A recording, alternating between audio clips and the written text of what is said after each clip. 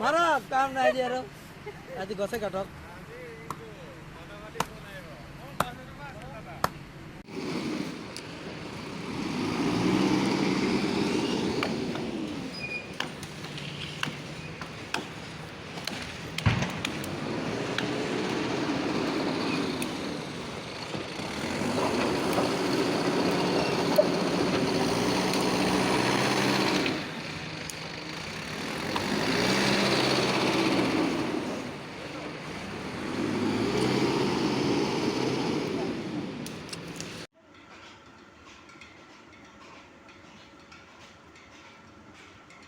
টানি আছে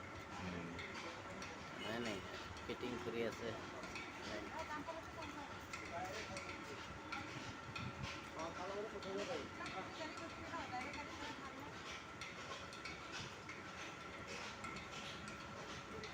ফিটিং কৰি আছে